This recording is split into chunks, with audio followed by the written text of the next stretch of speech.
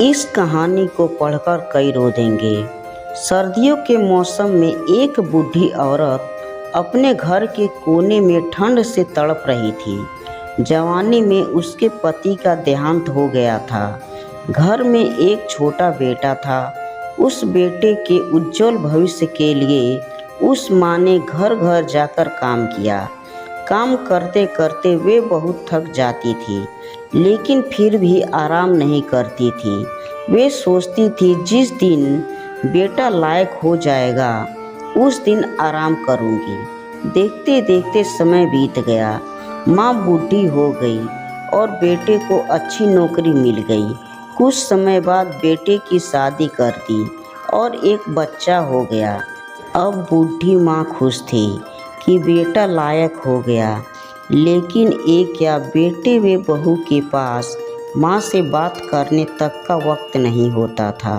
बस ये फर्क था, माँ के जीवन में पहले वह बाहर के लोगों के बर्तन व कपड़े धोती थी, अब अपने घर में बहू बेटे के फिर भी खुश थी क्योंकि औलाद उसकी थी।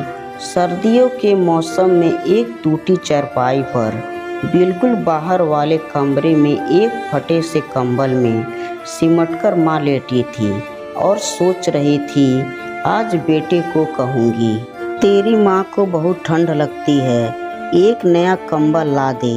शाम को बेटा घर आया तो माँ ने बोला, बेटा मैं बहुत बूढ़ी हो गई हूँ, शरीर में जान नहीं है, ठंड सहन नहीं होती, मुझे नया कंबल ला दे।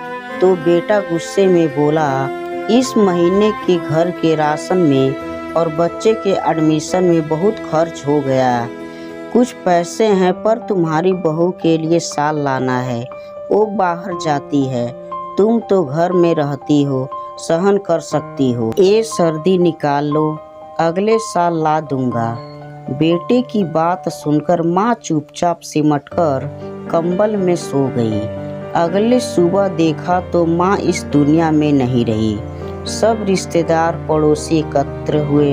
बेटे ने माँ की अंतिम यात्रा में कोई कमी नहीं छोड़ी। माँ की बहुत अच्छी अर्थी सजाई थी, बहुत महंगा शाल माँ को चढ़ाया था।